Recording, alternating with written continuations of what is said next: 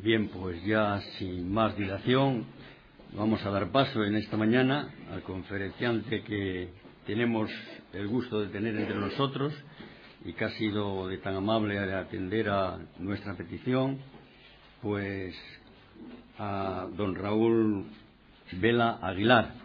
Aguilera. Bueno, perdón porque escribo las cosas y no las entiendo yo, ¿eh? Como ayer hubiéramos tratado el tema de la encarnación, en esta mañana el tema que se va a tratar es el tema de la redención. Pues ya sin más, Raúl, tiene su tiempo. Todo para él. Muy bien. Ayer anticipaban en las notas al inicio de la introducción que hoy centraríamos el estudio en las repercusiones que ha tenido este proceso de encarnación y redención en la propia realización o proyecto de Dios en el mundo, en este caso, o en sí mismo, ¿no? Podemos recapitular un poco. Podéis tener a la mano el diagrama que os di ayer, el cuarto diagrama, donde veíamos cómo desde un punto de vista histórico el momento de la encarnación se produce en un punto anterior al momento en el que se consuma la redención. Es decir, el nacimiento es anterior a la cruz. Podemos representar la encarnación con una línea descendente en el que Dios se involucra en la historia, en la redención, o más bien el momento de la redención con la cruz, la muerte y la resurrección, con una línea ascendente. Bien, pues en el momento de la encarnación, voy a recapitular un poco algunas cosas antes de entrar en el tema de hoy. En el momento de la encarnación, podríamos llegar a decir que Dios irrumpe en la historia. El Espíritu entra a formar parte de la materia de manera personal. De hecho, el anuncio del Evangelio con el que empieza Juan y con el que empieza Jesús es arrepentido porque el reino de los cielos se ha acercado. El cielo ha venido a la tierra. La eternidad se ha hecho historia. Ahora es la oportunidad de hacerla. En cambio, en la resurrección el proceso es totalmente inverso. Lo que forma parte de la creación y la materia empieza a formar parte de la divinidad. Se entremezclan con una cierta ambigüedad y lo que en principio formaba parte de la historia se involucra con la eternidad, ¿no? Nos dice el texto de Pedro que los creyentes llegan a ser partícipes de la naturaleza divina.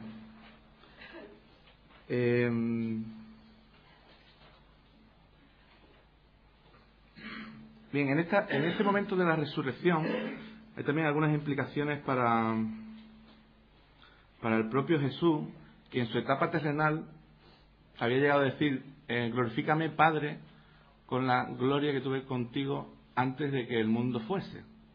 Se lo estaba diciendo antes de resucitar, pero después de resucitar ya Jesús sí tiene esa gloria. En ese momento Jesús puede decir, que no lo dijo antes, lo dijo después: toda potestad me es dada en el cielo y en la tierra.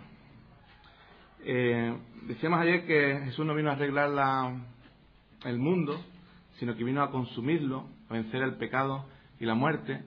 Pero de ese primer mundo muerto, podríamos decir, Dios hace una segunda creación. Y esta segunda creación es interesante matizar que de ella misma Dios forma parte. La primera creación era como un reflejo de Dios. Se puede llegar a entender a Dios, dice Romanos, no lo dice literalmente, pero se puede comprender analizando la creación, pero es que en la segunda creación Dios mismo está involucrado.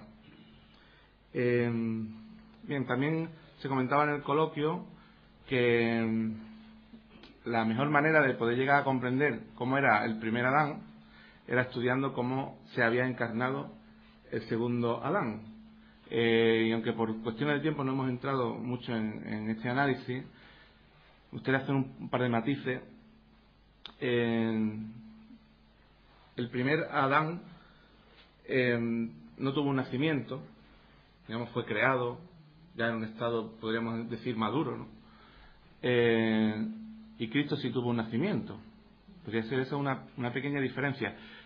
En realidad no es una diferencia distintiva, porque si Adán hubiera tenido hijos antes de pecar, esos hijos también tendrían un nacimiento y no lo haría tener una naturaleza realmente distintiva, con una genética distinta o con una tendencia al pecado distinta.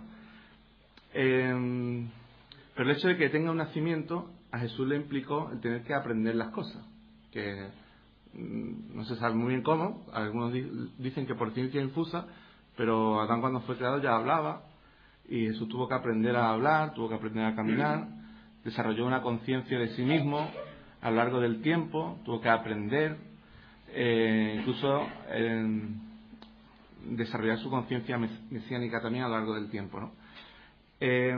Otra de las diferencias que podríamos analizar es que cuando Adán fue creado todavía no existía el pecado en el mundo. En cambio, cuando Jesús nace en un momento histórico en el que ya el mundo sí está lleno de pecado. Entonces, le hace atravesar unas circunstancias más hostiles que las que vivió el primer Adán antes de la caída. Es decir, ayer comentábamos en el coloquio que el postrer Adán, Cristo, estaba armado en su etapa terrenal con las mismas herramientas que los tuvo el primer Adán, pero sus circunstancias fueron más adversas.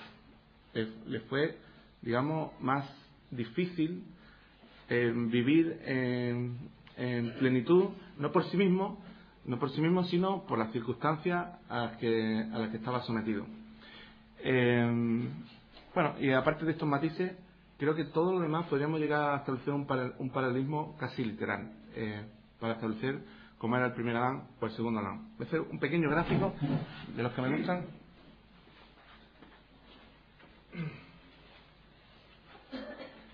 Estábamos hablando de una línea que representa la encarnación, otra línea de resurrección tras el momento en el que se consuma la redención. Primer Adán fue creado, decíamos ayer, primera versión, 1.0. Tras la caída pasa a ser 1.0 con fallo. Y el segundo Adán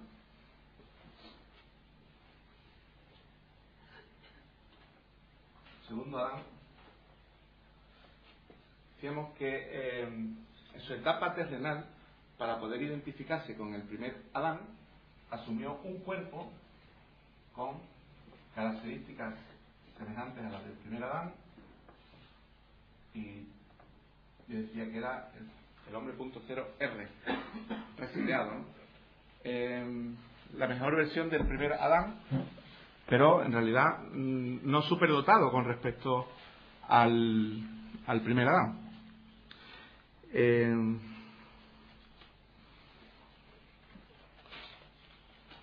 Bien, quisiera matizar algunas cosas que vamos a leer ahora en el pasaje. Esto que represento con hombre 1.0R es lo que podríamos llamar la humanidad terrenal, a diferencia de la del hombre 2.0, que sería la humanidad celestial. No hay un cambio de identidad, la persona es la misma, Lo represento así para enfatizar que hay un cambio en las características de la materialidad, de las características del cuerpo. Es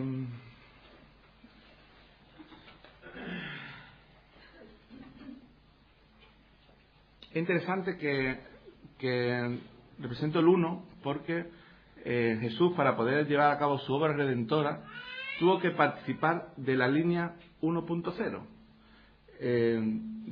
Se le dijo a la mujer que vendría el Salvador de su simiente, nacido de mujer, nacido bajo la ley, en nuestra genealogía, del linaje. Linaje viene de la misma palabra que línea, de la línea de David según la carne. En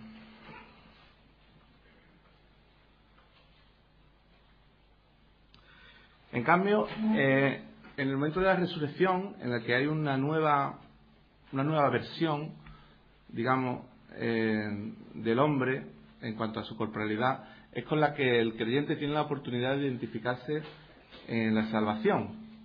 No se identifica al creyente cuando dice: a todos los que le recibieron, a los que creen en su nombre, les dio potestad de ser hechos hijos de Dios. No se identifica con el momento de Belén. No es el momento de la encarnación con el que se identifica el creyente cuando se identifica con Cristo. Es con el momento de la resurrección. Entonces, tenemos que pasar por un pasaje que comenta estas diferencias, que es 1 Corintios 15, para intentar huir ya del lenguaje con el que os he presentado esto y reiterarlo con el lenguaje bíblico. ¿Podemos buscarlo?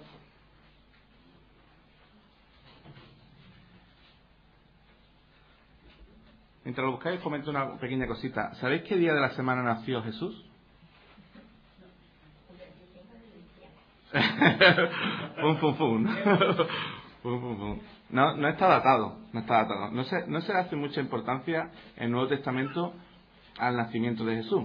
En cambio, los 4 evangelios dicen que de la semana resucitó Jesús. Y no fue un día cualquiera tampoco. Fue un primer día de la semana.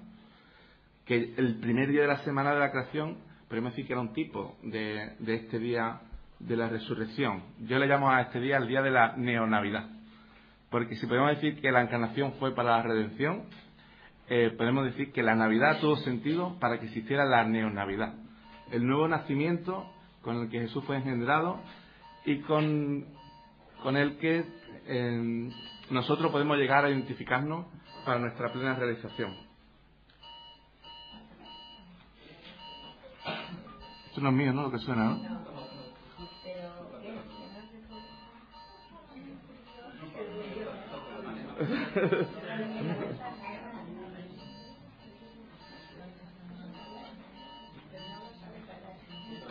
Bien.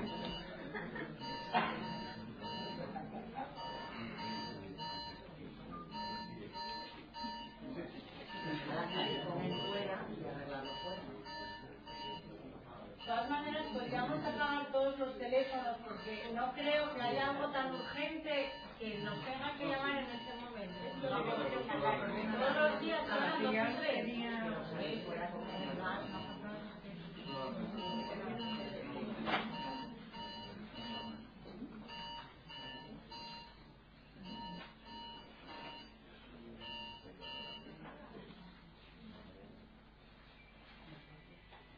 Bien, el día de la resurrección, dice el Salmo 118, un salmo mesiánico, dice que un nuevo día nos hizo Jehová o Yahvé.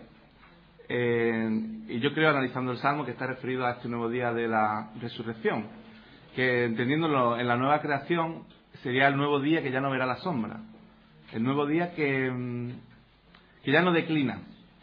El principio de la nueva historia que ya no sufrirá tragedia y el principio de una nueva vida que ya no conocerá la muerte. Ayer me preguntaron que si existía la vida sin la muerte y yo me quedé un poco a cuadrito con la pregunta, pero esta nueva vida ya no verá la muerte, dice Apocalipsis, ya no habrá muerte. Bien, en 1 Corintios, que ya lo tendréis todo buscado, capítulo 15, vamos a leer algunos extractos, para no leer todo, desde el 40 hasta el 54, podéis anotar ese texto en las notas. Dice: y hay cuerpos celestiales y cuerpos terrenales. Versículo 44. Se siembra cuerpo animal, resucitará cuerpo espiritual. Hay cuerpo animal y cuerpo espiritual. Versículo 45. Fue hecho el primer Adán alma viviente, el postrer Adán espíritu vivificante. Creo que no me hace falta ni siquiera ir apostillando los versículos para que se vea la relación con lo que hemos estado hablando antes del primero y del segundo. Mas lo espiritual no es primero, sino lo animal, luego lo espiritual. El primer hombre es de la tierra, terrenal. El segundo hombre, que es el Señor, es del cielo. Aquí sí quiero hacer un pequeño matiz. El Señor, el que es del cielo, asumió nuestra etapa terrenal para poder rescatarnos, porque si no lo hubiera hecho, si no se hubiera involucrado con nuestra línea histórica, no la hubiera podido rescatar. Ya vimos ayer que no se hubiera cambiado nuestra trayectoria con un destino final de muerte. Versículo 49. Y así como hemos traído la imagen del terrenal, traeremos también la imagen del celestial. Versículo 54. Y cuando esto corruptible se haya vestido de incorrupción, y esto mortal se haya vestido de inmortalidad, entonces se cumplirá la palabra que está escrita: absorbida es la muerte en victoria.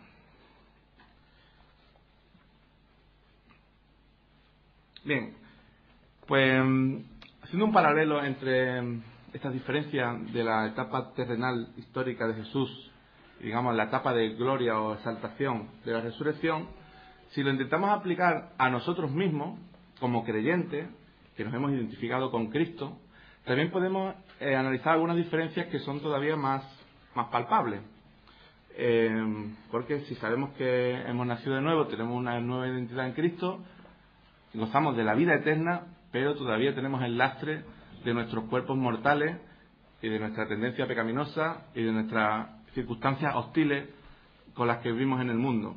Pero algunos pasajes omiten como esas circunstancias y nos enlazan con el momento de la eternidad con el que nos hemos involucrado al identificarnos con Cristo en su muerte y en su resurrección. Dice Juan 8:51 que el que guarda mi palabra ya no verá la muerte. Dice Jesús a las hermanas de Lázaro: yo soy la resurrección y la vida, el que cree en mí aunque esté muerto vivirá, y el que vive y cree en mí, dice literalmente, nunca morirá. Nunca morirá. Y dice Colosenses 3:1: si habéis resucitado con Cristo. Te lo da como un hecho cierto. Ya sabemos que nuestra resurrección corporal no se ha producido en el devenir de la historia, ¿no? Pero Colosenses da por hecho cierto que ya hemos resucitado con Cristo. Claro, tenemos que establecer las diferencias a qué etapa o desde qué aspecto aplica. Bien, os hago una pregunta para que reflexionéis un minuto mientras hablo. Si la cruz y la resurrección es el punto central de la historia, digamos donde Cristo vence al pecado y se resuelve el asunto, se vence también a la muerte. No estábamos diciendo que en Belén se vencía a la muerte, estamos diciendo que en la cruz se vence a la muerte, ¿no? Hago la siguiente pregunta. ¿Y si Cristo hubiera venido de adulto? Se nos hubiera presentado en la historia como ya un Adán maduro, y simplemente se hubiera presentado en la cruz, hubiera muerto y hubiera resucitado. Siguiendo con la analogía de la pizarra, voy a decir, ¿y si Jesús, en vez del hombre 1.0R, hubiera sido una versión 1.1? Igual que fue presentado en la historia el primer Adán, adulto, pues se presenta en la historia otro Adán, muy parecido al primero, pero otro, diferente. Es decir, que no hubiera estado insertado en nuestro linaje, en el del primer Adán, sino que hubiera aparecido en la historia. ¿Qué pensáis?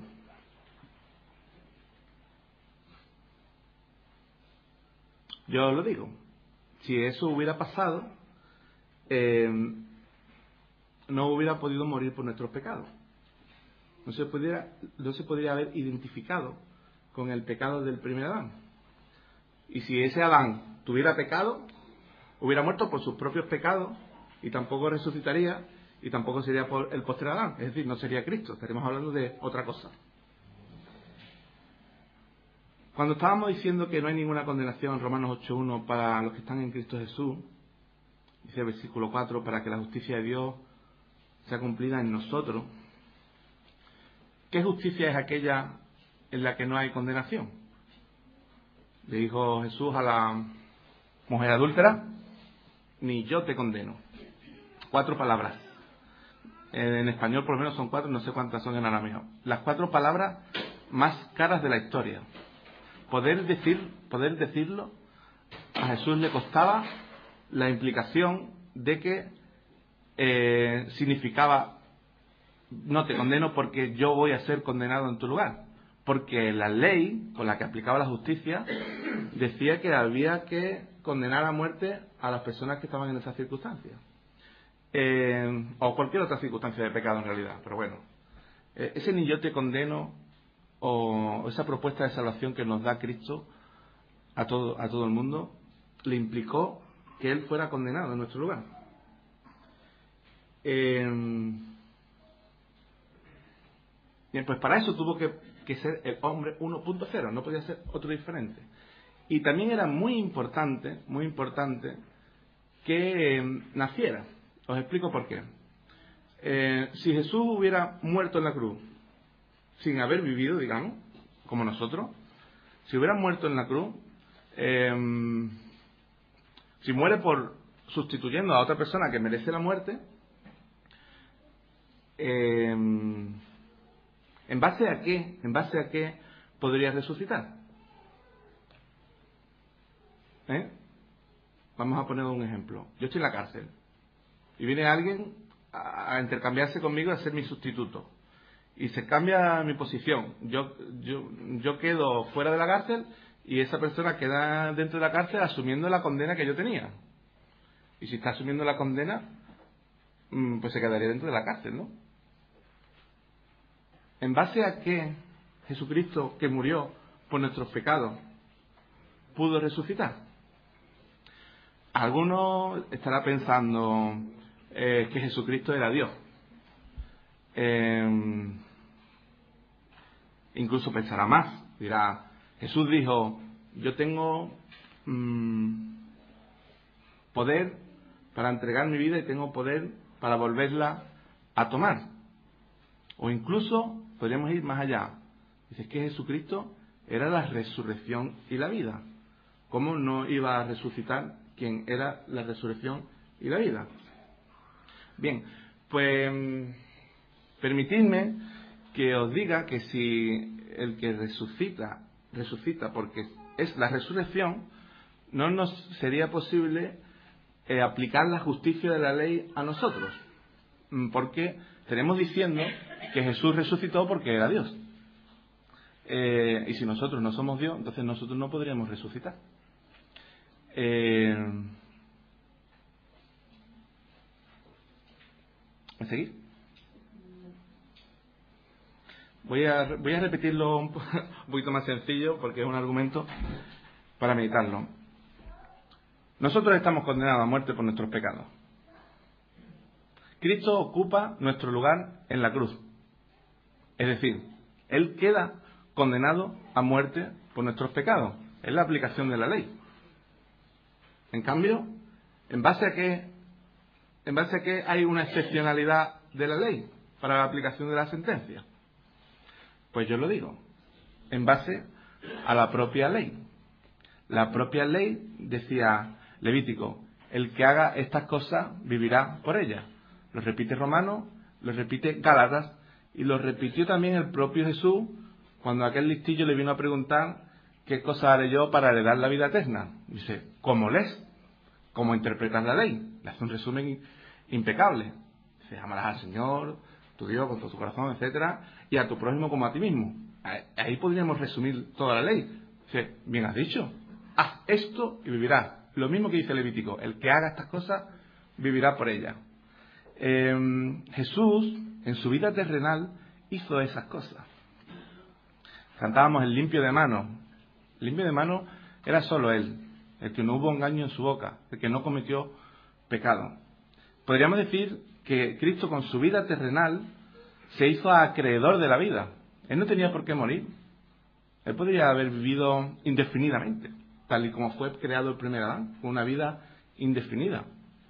Pero Cristo, al asumir nuestros pecados, pero previamente haber llevado una vida recta, tenía como una credencial que le hacía acreedor de la vida. Y si Cristo hubiera guardado esa credencial,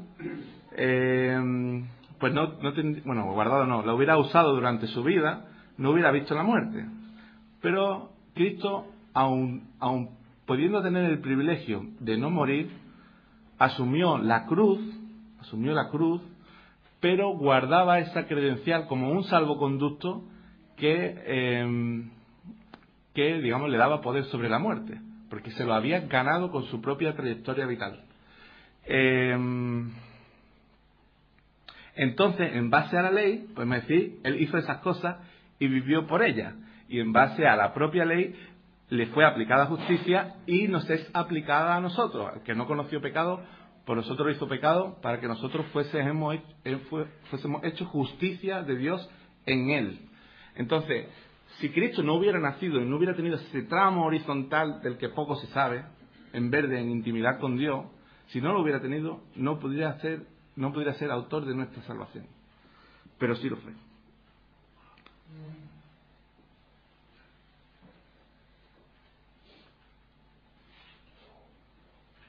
Bien, otra aplicación de esta cuestión es que Cristo se hizo de nuestro linaje, participó de lo nuestro para que nosotros pudiéramos participar de su linaje y de su espíritu. Dice Hebreos 2, dice: aquí yo y los hijos que Dios me dio. Formamos parte de su humanidad, de su raza, podemos decir, o de su especie.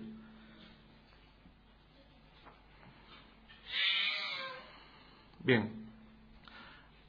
La otra cuestión es que, en base a la línea de la eternidad que siempre representamos arriba, podríamos decir que Jesucristo es el mismo hoy, ayer y por los siglos. Pero en base a la línea de la humanidad o de la historia, Jesús mismo pudo decir: yo soy el que estuvo muerto, pero vive. Como en la historia como un cambio, hubo un cambio en el estado de Jesús, que llegó a estar muerto y vivió. Pero en la eternidad no se producen esos cambios, esas mutaciones. Jesucristo es el mismo hoy, ayer y por los siglos. Bien, vuelvo a enfatizar esta diferencia entre la eternidad y la historia, porque no es lo mismo hablar del verbo eterno de Dios como tal, que hablar de Jesús de Nazaret como persona histórica, ¿no? Entonces, desde este punto de vista os lanzo otra pregunta. ¿En qué momento se puede decir sobre Jesús de Nazaret, hombre, que fue hecho hijo de Dios? ¿En qué momento histórico, claro? Bueno, os resumo las posibles respuestas de la gente que piensa estos asuntos. Algunos dicen desde la eternidad, pero desde la eternidad no entra dentro de mi pregunta, porque yo os he preguntado desde el punto de vista histórico. Desde el punto de vista histórico. Entonces, algunos dicen, pues desde la encarnación, desde que nació Jesús era hijo de Dios, porque claro, era hijo de Dios ya desde antes, pues desde la encarnación también. Hay otra posible respuesta, que es relacionar esta involucración de la persona histórica de Jesús con la ratificación de ser hecho hijo de Dios con la resurrección. Entonces, pues refutar un poco el argumento de que sea en el nacimiento. Os digo mis pensamientos y después vemos algunos pasajes. Si fuera desde el nacimiento, esto que os decía antes de que el creyente que es hijo de Dios, cuando se identifica con la muerte y la resurrección de Cristo, significaría que cuando uno cree en Cristo no se relaciona con el momento de la resurrección de Cristo, se relacionaría con Belén, o si uno afina un poquito más, con la concepción de María. En cambio, la nueva identidad que tenemos en Cristo como hijo de Dios no está relacionada con el momento de la encarnación, sino que está relacionada con el momento de la resurrección. Después de otras cuestiones sutiles que han llevado a lo largo de la historia a pensamientos extraños, como el de pensar que María es la Madre de Dios. Claro, en el catolicismo eso está como... se da por sentado. En el protestantismo se da por sentado de que no es así.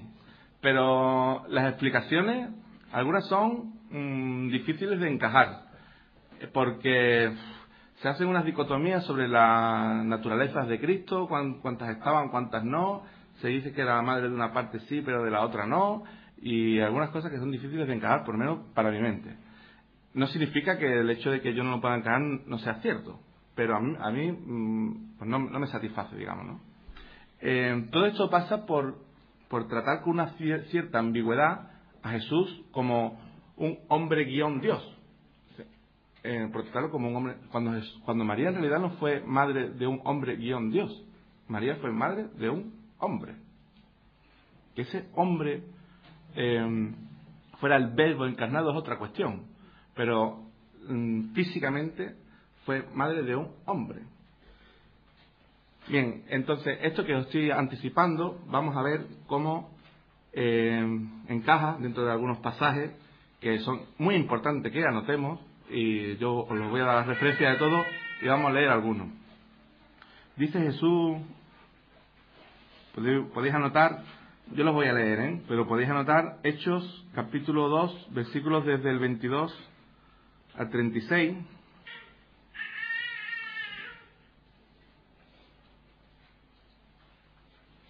¿Sabéis cuándo le dijo Jesús cuándo se refirió a Jesús refiriéndose a sus discípulos, cuando los llamó refiriéndose a ellos como sus hermanos? Justo después de la resurrección. Decirle a mis hermanos, subo a mi Dios y a vuestro Dios, a mi Padre y a vuestro Padre. Fue el primer momento en el que Jesús llama a los discípulos hermanos. Dice en Hechos capítulo 2, versículo 30, no voy a leer el pasaje entero porque es muy largo, de su descendencia en cuanto a la carne, es decir, desde el punto de vista histórico, lo estoy matizando, levantaría al Cristo para que se sentase en su trono. Viéndolo antes, habló de la resurrección de Cristo. Desde este punto de vista histórico, dice el versículo 36, a este Jesús a quien vosotros crucificasteis, Dios le ha hecho Señor y Cristo. Fue ratificado Señor y Cristo en la resurrección. Después, en el colorario o las conclusiones de hoy, veremos las implicaciones de la identidad desde la eternidad, a diferencia de las implicaciones de la etapa histórica. Porque Pedro se refiere a Jesús como Cristo. Tú eres el Cristo, el Hijo del Dios vivo. Y el otro dijo, es un privilegio que la madre de mi Señor, cuando estaba Elizabeth, ¿no? Elizabeth, la madre de mi Señor, se refirió al Señor, todavía estaba en el vientre de María. Sí, Él era el Señor y Cristo. Era el Señor y Cristo desde antes de nacer. No era el Señor y Cristo por nacer. Era el Señor y Cristo, pero en la línea de la encarnación fue declarado Señor Cristo con la victoria en la muerte tras la resurrección. Otro pasaje, esta vez no habla Pedro, habla Pablo, Hechos capítulo 12, 32 al 38. Se nos habla de una promesa y dice el versículo 33, la cual Dios ha cumplido a los hijos de ellos, a nosotros. Y dice, resucitando a Jesús. La promesa fue cumplida cuando Jesús resucitó, no cuando Jesús vino al mundo. Como está escrito también en el Salmo 2, fundamental. Mi hijo eres tú, yo te he engendrado hoy. Ese hoy al que se está haciendo referencia es al día de resurrección, aquel primer día de la semana en el que fue inaugurada la nueva creación. Algunos filósofos o teólogos o pensadores le han dado vueltas a este hoy hablando del presente eterno de Dios. Me parece muy poético, pero creo que ese hoy es un día que pertenece a la historia y que fue aquel primer día de la semana. Otro pasaje. En Hebreos 1:3 al 5 también está hablando de Jesús como hombre, porque lo está comparando con los ángeles y digamos que como Dios no tendría ni punto de comparación, y también lo relaciona con el Salmo 2. Y dice: heredó más excelente nombre que ellos, porque a cuál de los ángeles dijo Dios jamás: mi hijo eres tú, yo te he engendrado hoy. De nuevo se vuelve a relacionar el Salmo 2 con el día de la resurrección. Otro pasaje que lo dice de forma evidente, Romanos capítulo 1, versículos del 1 al 4. Este no da lugar a interpretación, lo está diciendo literal. Dice el versículo 3: nuestro Señor Jesucristo, que era del linaje de David según la carne, que es lo mismo que yo vengo diciendo en estos estudios en la línea de la historia, en la línea de nuestro tiempo, fue declarado Hijo de Dios con poder, me salto el paréntesis, por la resurrección de entre los muertos. Es decir, Jesús de Nazaret, hombre, fue declarado Hijo de Dios en la resurrección. Y en Hebreos capítulo 5, versículos del 5 al 10, también se vuelve a relacionar al Salmo 2 y también se vuelve a hablar de los días de la carne, y se dice en el versículo 9 y 10: habiendo sido perfeccionado, vino a ser autor de eterna salvación para todos los que le obedecen, y fue declarado por Dios sumo sacerdote. Esa declaración, de nuevo, vuelve a ser relacionada con la resurrección. ¿Perdón?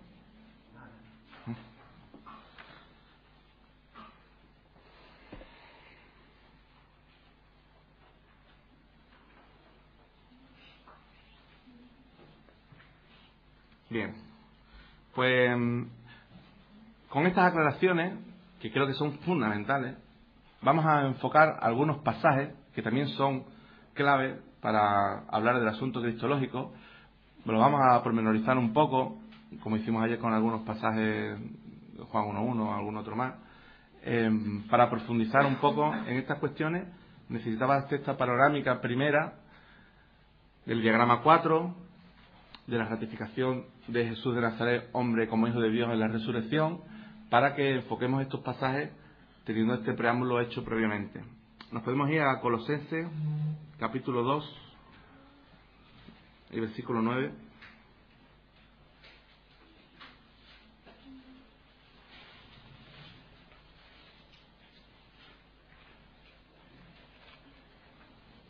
Muy importante la matización de Jesús de Nazaret, hombre, o desde nuestra línea, de nuestro linaje, de nuestra genealogía, con quién era él como el Verbo eterno de Dios. Porque ya sabemos, decía ayer José Manuel, decía José Manuel, o decía los pasajes que analizamos, el Verbo es preexistente, decía José Manuel que el Hijo del Hombre existía desde la eternidad. No vino a ser figura el Hijo del Hombre con el nacimiento en la tierra. Voy a leer literalmente unas notas que ya tenía impresas y que creo que concuerdan perfectamente con lo que el doctor estaba comentando ayer. Lo voy a leer literalmente. El Verbo es el Hijo del Hombre desde la eternidad. Jesús no se hizo Hijo del Hombre tras la encarnación, sino que ya lo era de manera persistente según la línea de la eternidad. La identificación del Verbo con el Hijo parece más que clara, y obviamente el Verbo es eterno, es decir, que el Hijo es eterno también.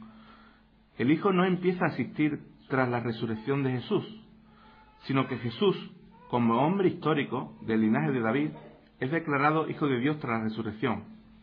Aunque el Verbo, al hacerse carne, se despojó de su gloria divina, no perdió su identidad divina. Por eso Jesús podía referirse a sí mismo como el Hijo del Hombre, y podía hacerlo porque era Dios mismo. Lo he querido leer literal porque, cuando se escribe pues se medita un poco más las cosas que se dicen, pero está claro que el Hijo del Hombre no empezó a existir cuando nació de María. El Hijo del Hombre lo es desde la eternidad. Y aquel primer hombre que fue hecho a su imagen y semejanza era un reflejo sombrío, comentábamos, pero un reflejo de lo que era. Y este Hijo de Hombre que entra en nuestra historia y que finalmente resucita devolviéndole su gloria y es exaltado a la majestad en las alturas, este Hijo de Hombre es el que era referencia para aquel primer Adán. Ahora bien, en Colosenses capítulo 2, versículo 9, se nos dice que en Cristo habita corporalmente toda la plenitud de la deidad. Y yo vuelvo a hacer una de mis preguntas. ¿Desde cuándo habita en Cristo corporalmente toda la plenitud de la deidad? Y algunos con una pretendida ortodoxia dicen desde siempre, desde toda la eternidad. Creo que no cabe la respuesta en la pregunta, porque la pregunta es corporalmente. Y si entendemos que Cristo existe corporalmente solo tras la encarnación, no podemos hacer una referencia previa a la encarnación. Siempre que hago este matiz, bueno, siempre no, pero casi siempre, pues el que estaba diciendo en la eternidad, dice, corporalmente, entonces desde la encarnación, desde que toma cuerpo, pues si me preguntas corporalmente, pues desde que toma cuerpo, ya es un cuerpo que responde a la plenitud de la deidad. Y entonces, pues entra en juego toda la reflexión de lo que venimos diciendo. Dice, el cuerpo que asumió Jesús tenía como objetivo manifestar la gloria de Dios en su etapa terrenal, o previamente tenía como objetivo poder hacerse autor de nuestra salvación, un cuerpo en el que tuviera cabida el pecado y la muerte, un cuerpo capaz de asumir nuestra decadencia. En ese cuerpo de muerte que asumió Jesús, ¿era el que se mostraba la gloria de Dios corporalmente? Yo entiendo que no. Yo entiendo que esta referencia de la corporalidad de Jesús está hablando a Jesús resucitado y glorificado. Ya este Jesús glorificado no es el 1.0 ni 1.0R, es el postrer Adán manifestado en toda su gloria y en toda su plenitud. Es decir, la propia autorrealización de Dios como ser humano, la propia proyección de Dios en el hombre y en el mundo, la propia realización o proyecto de Dios en la creación. Es Él mismo quien existe corporalmente. Y es en Jesús glorificado a quien de manera incontrovertida podemos ver a Dios. No significa que Jesús en su etapa terrenal no mostrará a Dios. Simplemente aclaro que la corporalidad que asumió no era la que correspondía con su majestad. La que correspondía con su majestad era la que tuvo después de la resurrección.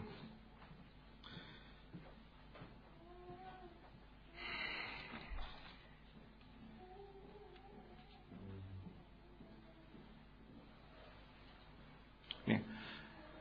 Matizando lo de las diferencias que hablaba entre la identidad y la realidad histórico-terrenal y la realidad histórico después de la resurrección, que podríamos llamar humanidad celestial, no humanidad terrenal, sino humanidad celestial, es esa humanidad celestial tras la resurrección en la que el Hijo posee una identidad divina que se corresponde con su cuerpo, con su, digamos, naturaleza humana material, celestial, con la perfecta correspondencia entre Dios mismo, podríamos decir, Yahvé, y su propia imagen.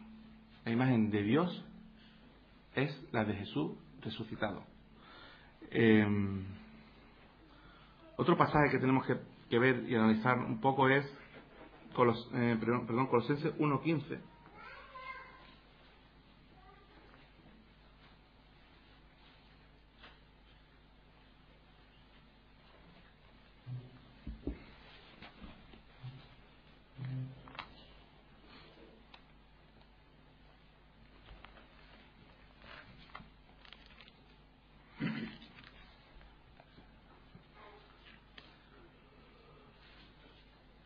está hablando de Cristo de nuevo, dice, Él es la imagen del Dios invisible, el primogénito de toda la creación. Seguimos leyendo, porque en Él fueron creadas todas las cosas, las que hay en los cielos y las que hay en la tierra, visibles e invisibles, sean tronos, sean dominios, sean principados, sean potestades, todo fue creado por medio de Él y para Él.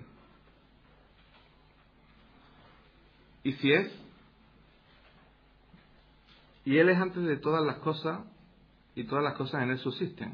Y Él es la cabeza del cuerpo, que es la Iglesia, el que es el principio, el primogénito de entre los muertos, para que en todo tenga la preeminencia.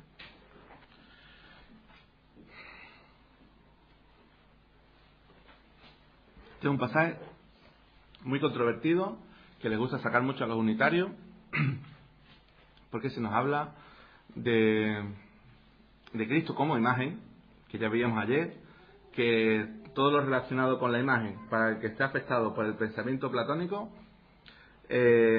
no está relacionado con la deidad. Hay una dicotomía, lo eterno es invisible, lo que se ve obviamente no es Dios, es para ellos.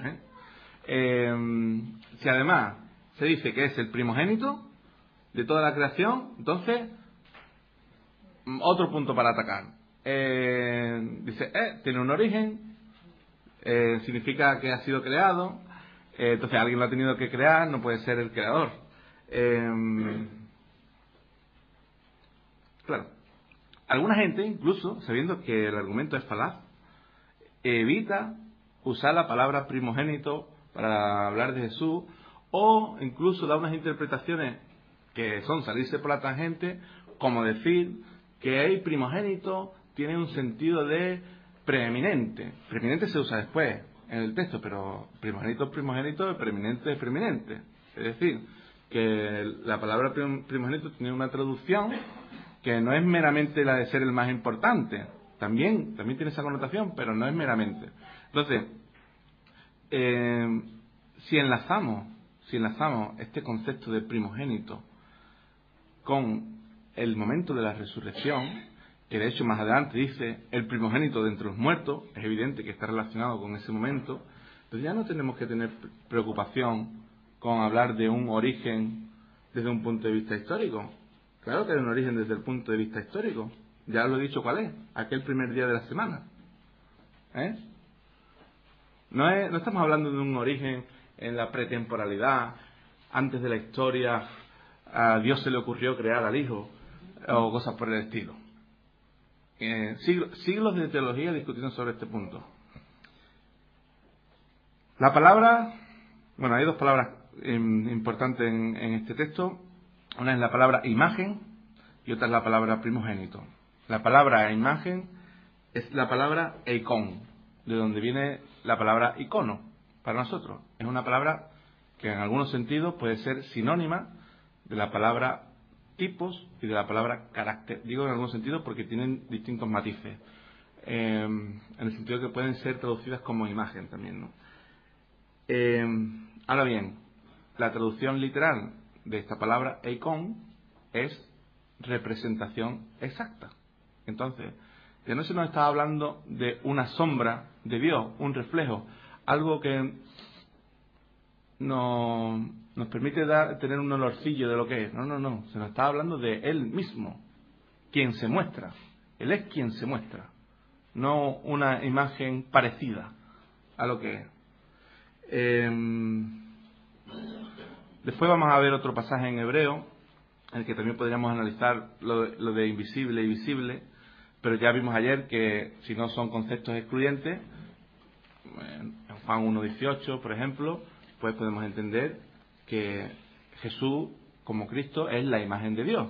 No son términos intercambiables, es decir, siempre que aparece en la Biblia Dios, no lo podríamos intercambiar por Jesús, y siempre que aparece en la Biblia Jesús, no lo podemos intercambiar como Dios.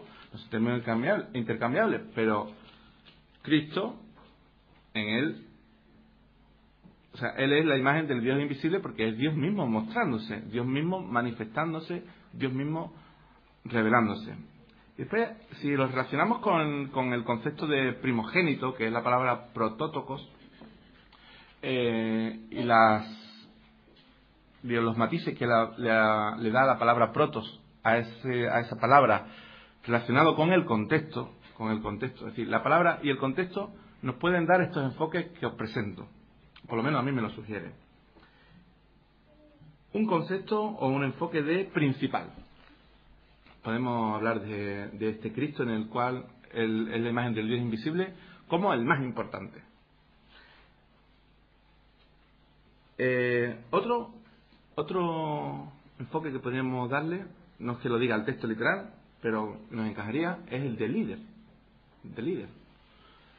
Primogénito de entre los muertos, para que en todo tenga la preeminencia, al que todos le siguen.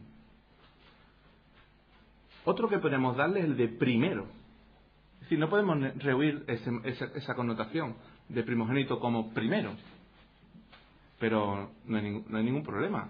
Fue el primero de la resurrección. Me parece que es una cuestión incontrovertida. Otra connotación que podemos darle es la de modelo o patrón.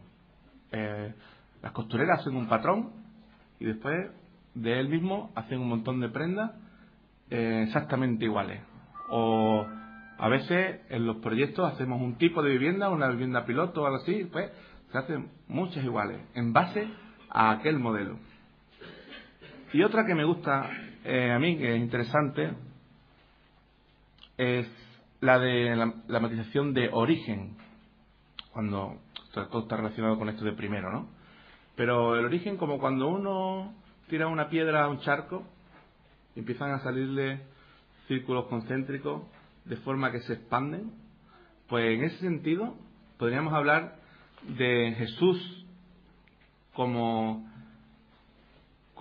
inicio de la nueva creación, como origen de la nueva creación, o si lo extrapolamos a cómo se habla de la creación en términos científicos, podemos decir que Jesucristo es el Big Bang de la nueva creación.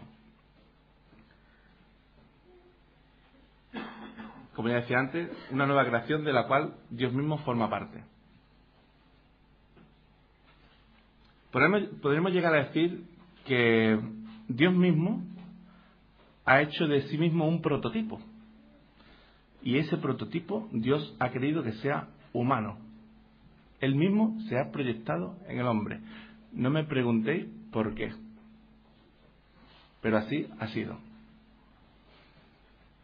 El escándalo de los judíos era que, como tú, siendo hombre, te haces Dios.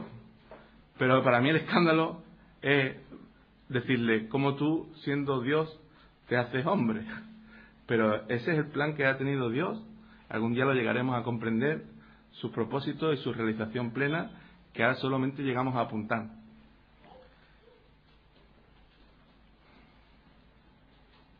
Vamos a pasar a otro pasaje de Hebreos 1:3. Analizarlo un poquito.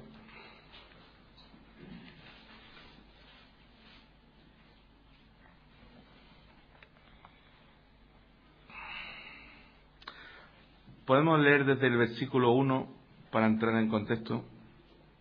Dios, habiendo hablado muchas veces y de muchas maneras en otro tiempo a los padres por los profetas, en estos postreros días nos ha hablado por el Hijo, o en Hijo, a quien constituyó heredero de todo y por quien asimismo hizo el universo. Versículo 3. El cual, siendo el resplandor de su gloria y la imagen misma de su sustancia, y quien sustenta todas las cosas con la palabra de su poder, habiendo efectuado la purificación de nuestros pecados por medio de sí mismo, se sentó a la diestra de la majestad en las alturas. Dice primero, el resplandor de su gloria. Dios es espíritu, ¿no? Y Dios es luz. Y yo pregunto, ¿la luz es visible o invisible? Qué pesado soy. ¿Alguien me responde?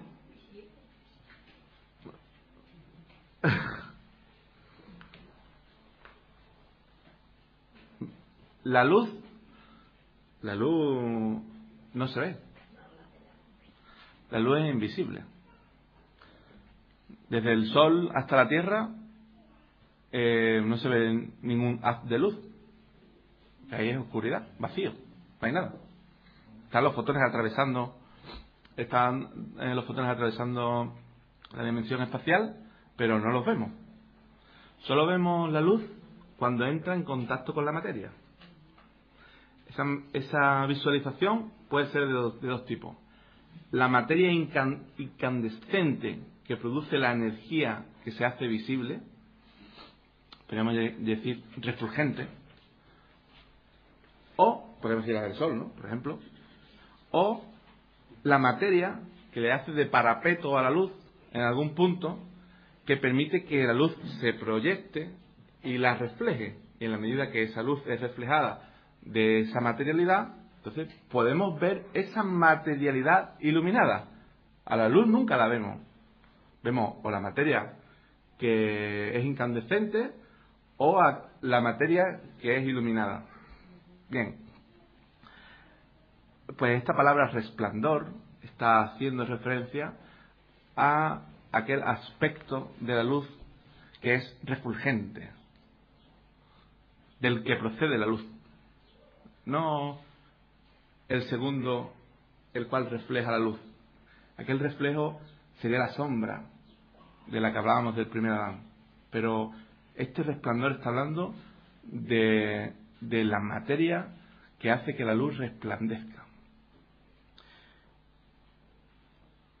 Y después dice, y la imagen misma de su sustancia.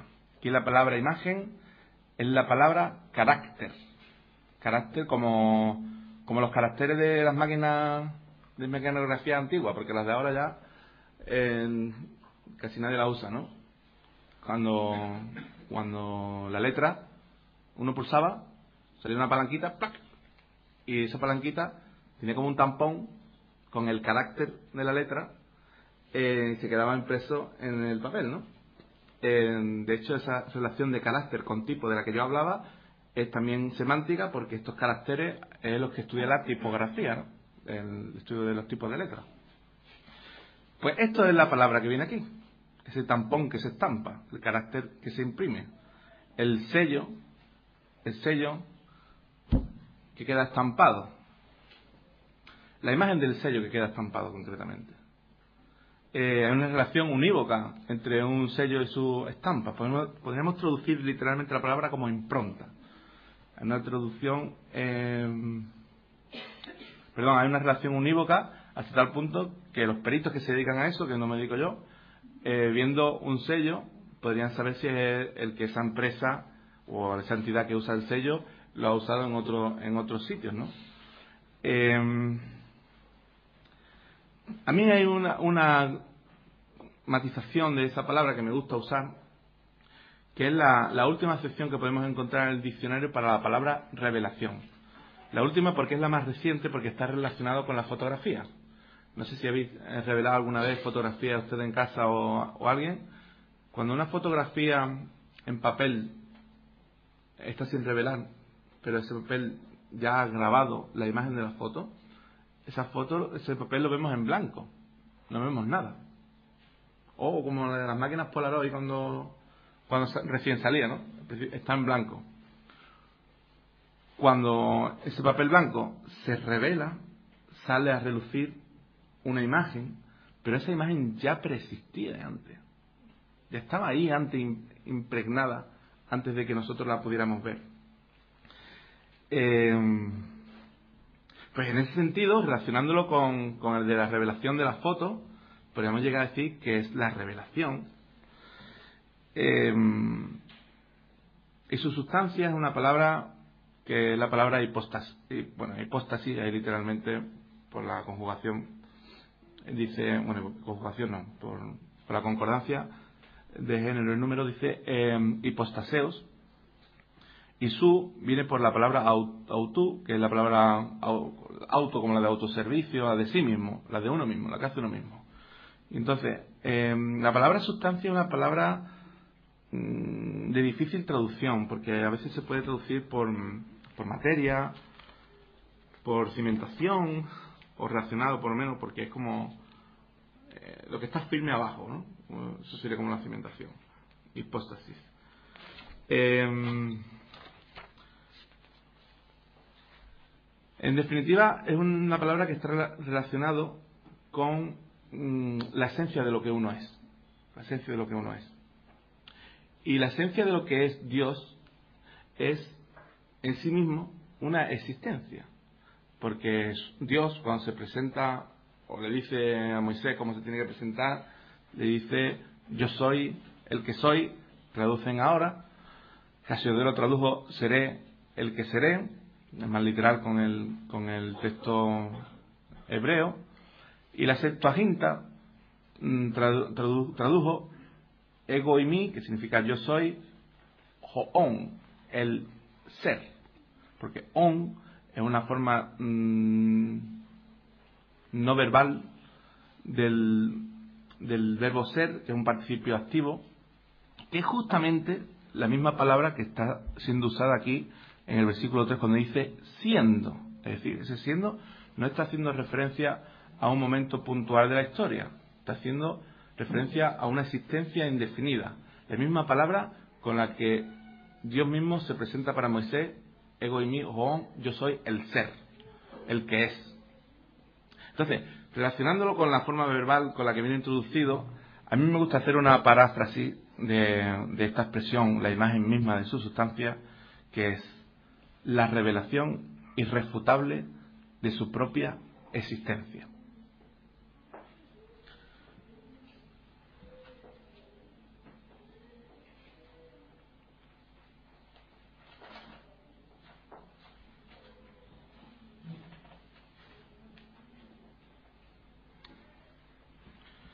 Bien, me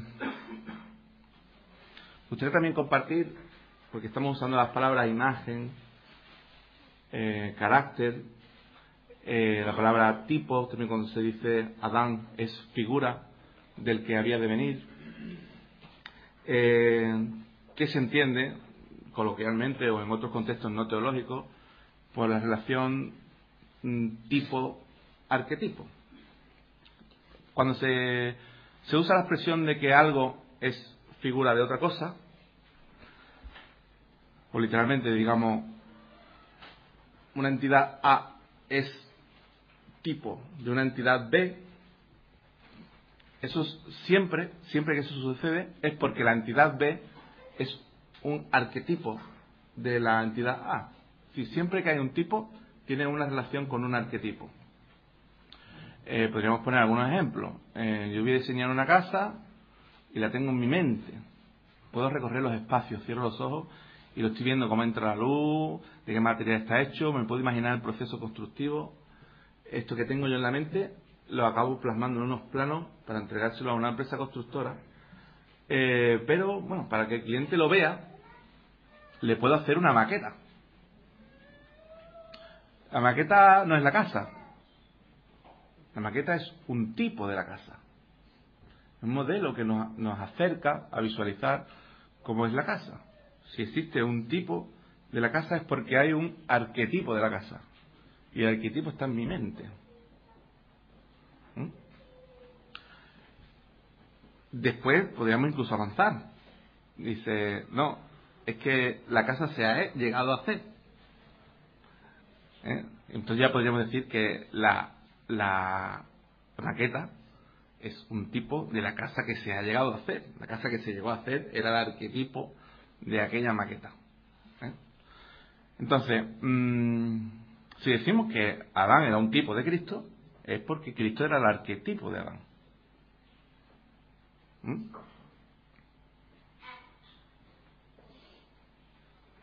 Vamos a profundizar un pelín con estas cuestiones. Dice, podemos buscar en Primera de Corintios 11:3, porque de igual manera que decimos que Cristo es el arquetipo de Adán, si decimos que Cristo es la imagen de Dios, o usando la misma palabra del ejemplo, si podemos llegar a decir que Cristo es el tipo de Dios, es porque Dios es el arquetipo de Jesucristo. es muy importante matizar de que esta imagen o este tipo no es un tipo cualquiera, no era una maqueta, no era a imagen y semejanza, era la propia imagen, su propia identificación. Lo cual no quita de que Dios no sea el arquetipo de Cristo. Haciendo una comparativa de esta relación de orientación que podríamos hablar entre relación tipo-arquetipo, podemos enfocar este pasaje que os propongo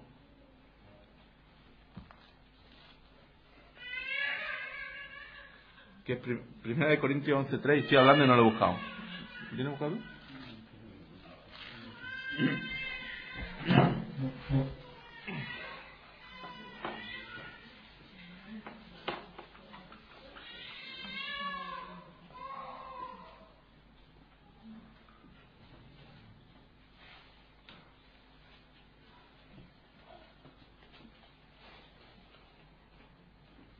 ¿Me lo puede leer alguien?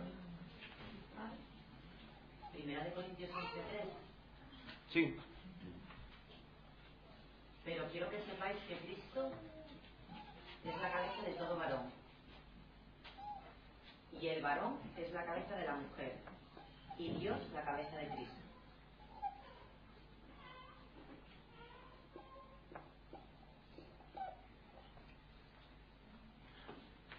Algunos, a este pequeño diagrama, han querido interpretar a lo largo de la historia que hay un esquema de supremacía o de jerarquía.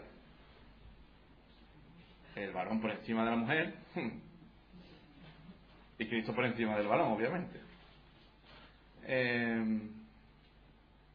Me parece nefasto ese enfoque.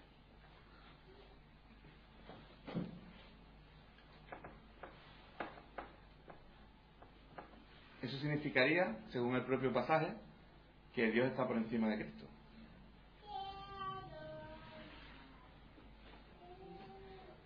¿Me seguís? La palabra cabeza ahí es la palabra kefale, de donde viene la palabra cefalópodo, la cabeza, cefalópodo, que si bien puede tener un sentido de importancia en el contexto, también podríamos relacionarlo con la idea de fuente. ¿Os acordáis lo que decía antes del origen, el Big Bang, el modelo, la estirpe?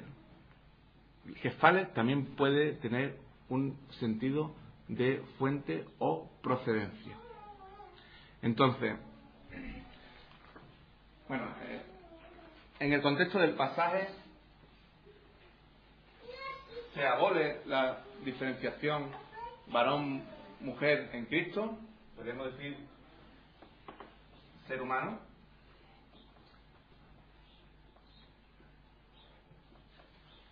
y si en vez de darle este enfoque vertical le damos un enfoque horizontal,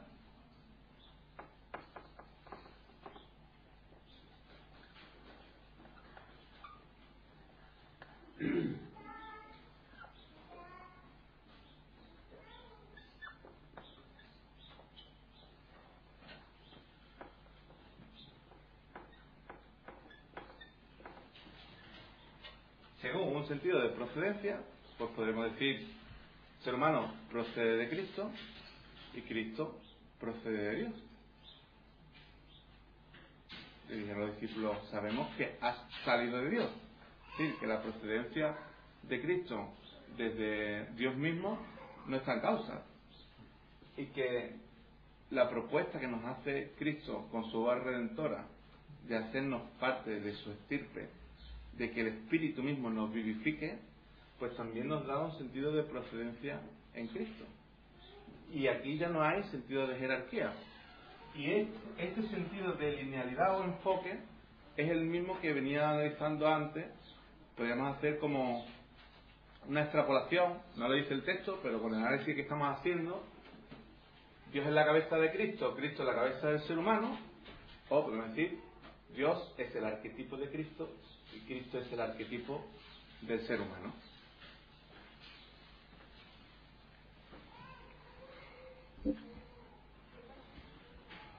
Miren, Pues para terminar, vamos a leer algunos versos en los que podemos centrar cuál es el enfoque final de todo este análisis. Había un propósito para la encarnación, que era el de realizar la redención, pero ¿y cuál era el propósito de la redención? Si es que tiene alguno. Sí que lo tiene. Dice 1 de Pedro 1:20: ya destinado desde antes de la fundación del mundo, pero manifestado en los postreros días por amor de vosotros. Dios no improvisó nuestra salvación. Jesús consumó la redención en la cruz, pero Él ya era redentor desde la eternidad. Formaba parte de su identidad ser redentor, de la misma manera que formaba parte de ser la resurrección. Es curioso porque desde el punto de vista histórico la redención es posterior a la encarnación, pero Cristo era redentor desde la eternidad. Es un caso atípico que la identidad de uno esté determinada por su posterior devenir histórico, pero así es. Dice en Apocalipsis 13:8: el Cordero inmolado desde el principio del mundo. No me entiendo bien la letra.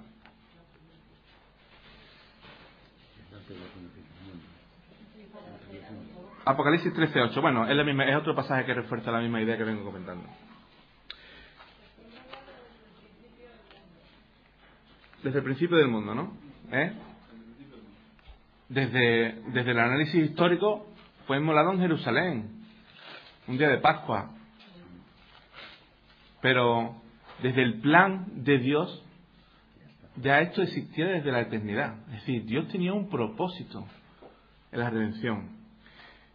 Ese propósito era el de tener un plan para la Iglesia y, entre tanto que ese plan se consuma con el final de los tiempos, también nos invita a que vivamos de una determinada manera quienes formamos parte de la Iglesia, que somos quienes hemos creído en Cristo Jesús.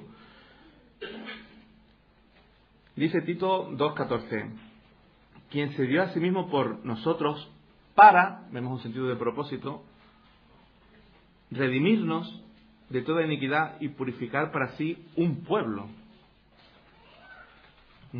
propio, celoso de buenas obras. Propósito de la redención era que Dios tuviera un pueblo propio, y además nos invita a que seamos celosos de buenas obras. Dice, porque somos hechura suya, creados para buenas obras, las cuales Dios preparó de antemano para que anduviésemos en ellas. Es interesante que si ya estamos en Cristo Jesús, estas obras no nos dan mérito ninguno a nosotros. Si analizamos de que las obras que podamos hacer son las propias obras de Cristo, el mérito de las obras siempre es para Dios. No hay oposición entre la fe y las obras. Los creyentes podemos llegar a ser Dios actuando en el mundo, o mejor dicho, Dios actúa en el mundo a través de su iglesia. Y la iglesia la componemos los creyentes, ¿no? Primera de Pedro 4, 1 y 2, dice, puesto que Cristo ha padecido por nosotros en la carne, encarnación, vosotros también armados del mismo pensamiento. Pues quien ha padecido en la carne, terminó con el pecado. Para eso padeció en la carne, para terminar con el pecado. Y ahora dice, para, otra vez sentido de propósito, no vivir el tiempo que resta en la carne conforme a la concupiscencia de los hombres, sino conforme a la voluntad de Dios. Dios, para cumplir su propósito, nos está pidiendo que entre tanto que vivimos en la carne, sigamos su voluntad. Bueno, y aparte de esta propuesta que nos hace Dios a la manera de vivir, también hay unas repercusiones, digamos, escatológicas, cuando ya no exista esta vida terrenal tal y como la conocemos. En Efesios 5 los versículos del 29 al 30, nos habla de este pueblo redimido en los siguientes términos. Porque nadie aborreció jamás a su propia carne, sino que la sustenta y la cuida, como también Cristo a la Iglesia. Es decir, está hablando de la Iglesia como la propia carne de Cristo. Lo explica el propio pasaje. Porque somos miembros de su cuerpo, dice literalmente, de su carne y de sus huesos.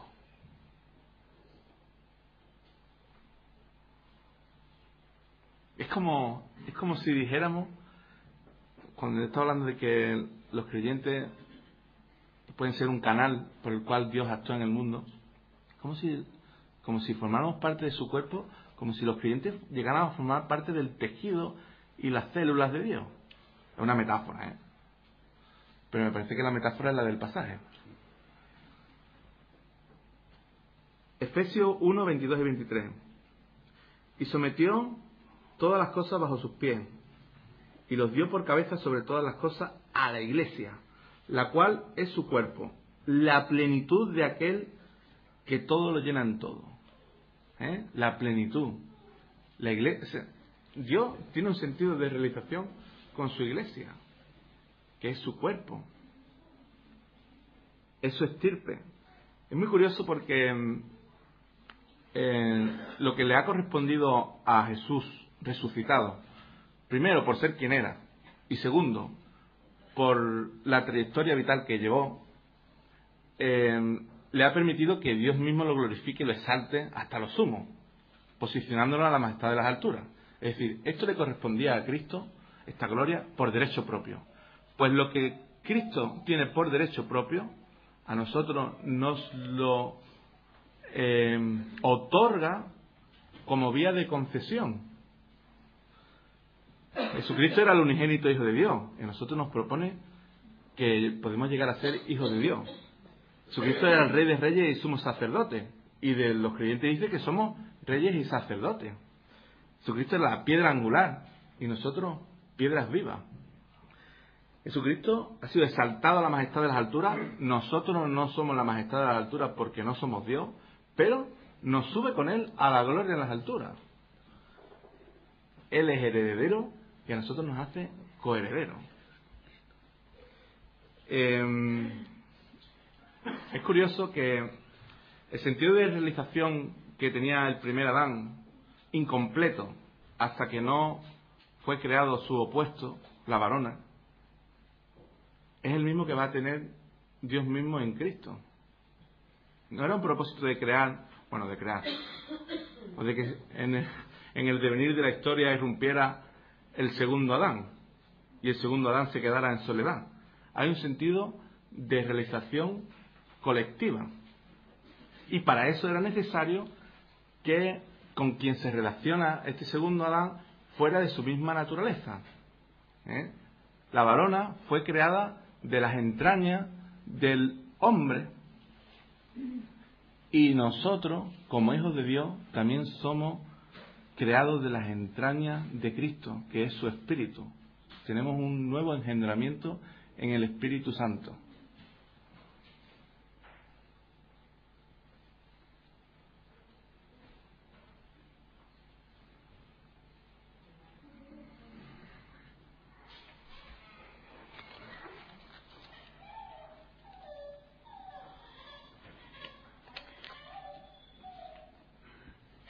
Yo creo que ya el tiempo ha llegado y podríamos terminar algunas cuestiones en el coloquio, y que digamos que la exposición pues me daría para mucho. Ya veis el montón de notas que tengo, la cantidad de ideas que a veces apunto, algunas cosas que por tiempos que no nos da tiempo a tocar, sobre el concepto de predestinación, la idea de arquetipo en nosotros mismos, otras cuestiones de las que podría hablar más tiempo. Disculpadme si he sido demasiado denso en las exposiciones, si os he despistado un poco con el lenguaje que uso. Os he dado multitud de pasajes para refrendar las cuestiones que comento, y que lo podéis estudiar con más calma en vuestra casa escuchando los vídeos, o los audios, y espero que hayáis disfrutado, como yo, de este tema, que podamos aprender también y comentar las cosas en el coloquio. Bien, pues gracias por la exposición de palabras esta mañana, y ya a partir de este momento entramos en el coloquio. A partir de este momento entramos en el coloquio. Quisiera que las preguntas fueren concisas, porque nos queda pues poco tiempo, nos queda como media hora. Vamos a estar hasta las 2, porque después nos queda media hora para comer, ¿no? ¿Os parece bien? Para que estiremos un poco las piernas. La primera pregunta la quiere hacer aquí Dani.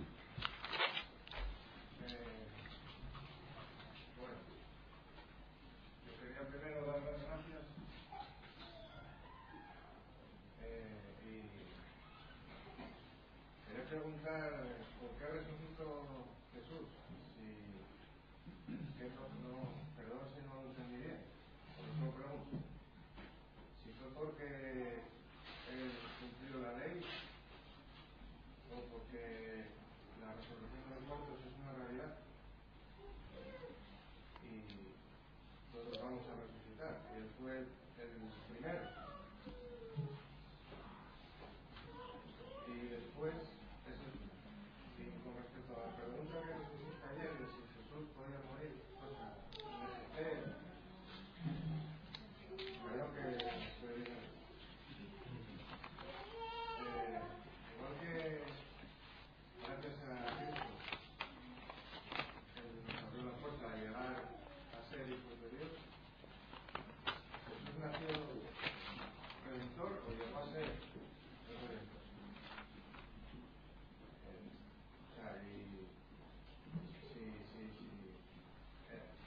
Yo creo que Jesús no podía morir. Bueno, ahí lo dejo.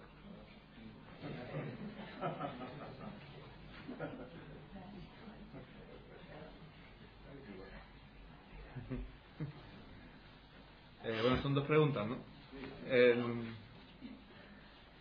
A la primera, ¿por qué resucitó Jesús?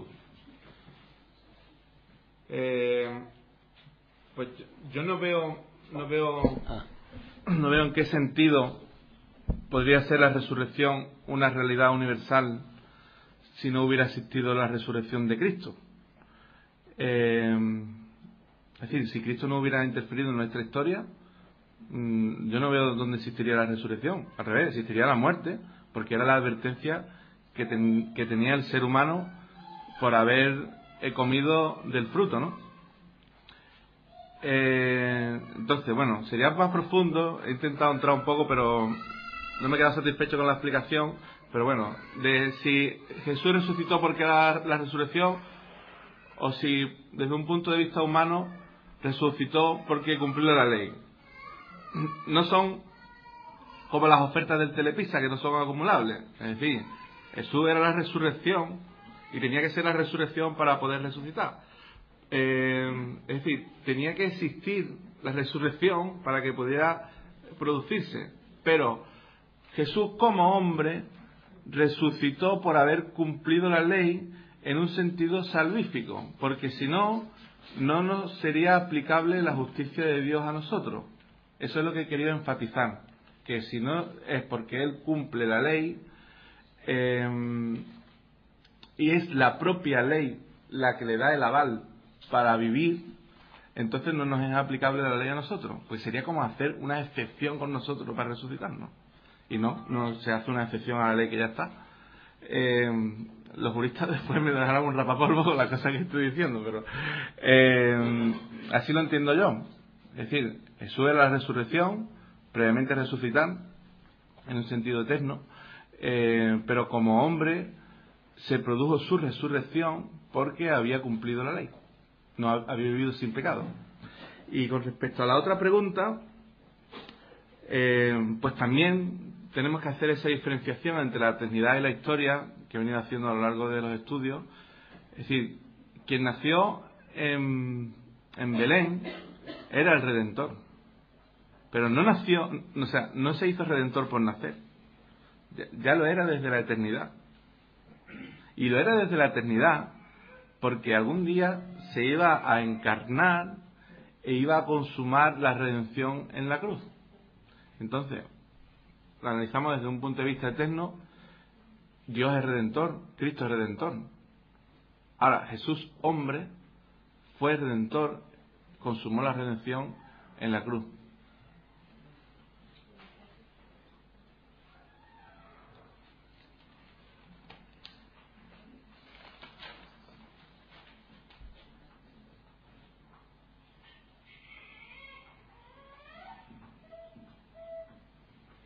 Sí creo que es Raúl. Dios arquetipo de Cristo, Cristo arquetipo del ser humano, arquetipo desarrollando un poco lo que es el concepto de arquetipo. La verdad es que no puedo desarrollar mucho más de lo que ya he venido diciendo. Todo tipo tiene su arquetipo. Si Cristo es el tipo de Dios, es porque Dios es el arquetipo de Cristo.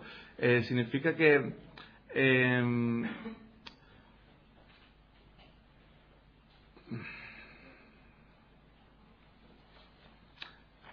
Cristo, como imagen de Dios, representa a Dios.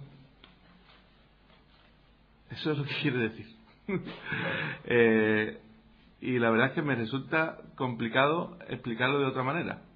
No tendría que inventar ahora alguna otra manera de decirlo y tampoco es un tema fácil como para improvisar. Doctor Campa. Yo no quería hoy decir nada, pero ante cosas que estoy oyendo tengo que decir algo. Vamos a ver. Cristo no resucita porque cumple la ley. Cristo resucita porque hay resurrección de muertos. Leo el pasaje, que es fundamental en 1 Corintios. Cristo cumple la ley que nosotros no podíamos cumplir. Y Cristo, una vez que cumple la ley, asume nuestros delitos y pecados. El problema está cuando lo asume. En qué momento de su vida, que estuvo aquí en este mundo, se hace pecado con nosotros. Que no se hace pecado en la cruz del Calvario. Va a la cruz del Calvario porque ya se hizo pecado y la paga del pecado es la muerte. Y va allí a morir. Y va a pagar a Dios lo que nosotros teníamos que pagar. Pero es que no muere solo, sino que nos crucifica con Él y nos resucita con Él. Por eso morimos con Cristo y resucitamos con Cristo. Lo que ayer se hablaba de la segunda parte de la salvación, que no es una segunda parte, que es la salvación completa, es la salvación integral de las personas y por lo tanto falta lo que yo denomino la neumatización del cuerpo, la resurrección del cuerpo y cuando eso ocurra. Pero 1 Corintios 15, que planteaba el problema en la iglesia de los Corintios por parte de algunas personas de que no había resurrección o que la resurrección ya se había efectuado. Y dice en el capítulo 15 y verso 2: pero si se predica de Cristo que resucitó de los muertos, ¿cómo dicen algunos entre vosotros que no hay resurrección de muertos? Porque si no hay resurrección de muertos, tampoco Cristo resucitó. Estamos hablando del Cristo histórico, o sea, Cristo Mesías, ¿no? Cristo griego, hebreo, Mesías. Estamos hablando de quien viene como Mesías, que era lo que es el pueblo de Israel y que dice, si ¿cómo dicen entre vosotros que no hay resurrección de muertos? Porque si no hay resurrección de muertos, tampoco Cristo resucitó. Y si Cristo no resucitó, vana es entonces vuestra predicación, vana es también vuestra fe. Así que somos hallados falsos testigos de Cristo, porque hemos testificado de Dios que Él resucitó a Cristo, al cual no resucitó, si en verdad los muertos no resucitan. Porque si los muertos no resucitan, tampoco Cristo resucitó. Y si Cristo no resucitó, nuestra fe es vana, aún estáis en vuestros delitos y pecados. En el momento que Jesús se convierte, lo que se convierte cuando se hace pecado. Y podemos ver en qué se convierte. Pues eso nos viene dado en algunos de los salmos del Antiguo Testamento, que son mesiánicos, Salmo 22, Salmo 69 y otros lugares. ¿En qué se convierte Jesús a los ojos de Dios en la cruz del Calvario? Jesús no dice en la cruz del Calvario: Padre, ¿por qué me has abandonado? Es lo que generalmente se dice, se predica, se oye, ¿no? Jesús dice: Dios mío, ¿por qué me has abandonado? Entonces, ese hecho de que Cristo es el tipo de Dios y por tanto Dios es el arquetipo de Cristo, el hombre es el tipo de Cristo, por tanto Cristo es el arquetipo del hombre. En esta frase, Cristo es el arquetipo del hombre, hasta ahí vale. Ahora, la primera parte, que Dios es el arquetipo de Cristo, no es teológicamente defendible. Voy a decir por qué. Y está en el Evangelio de Juan y en el capítulo 1.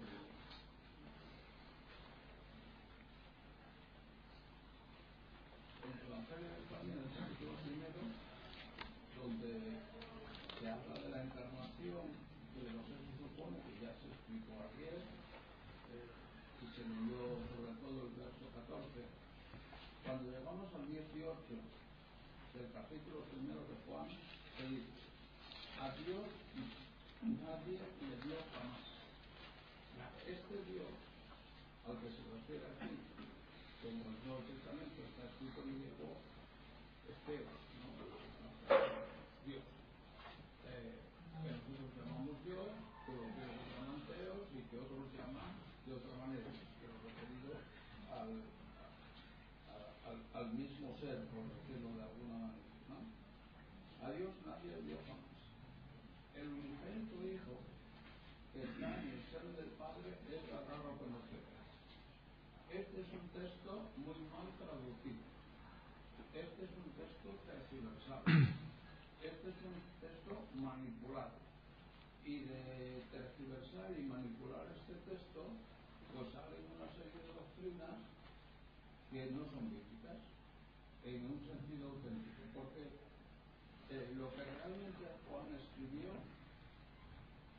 traducido de una manera sencilla pero literal, es lo siguiente: a Dios nadie le dio jamás.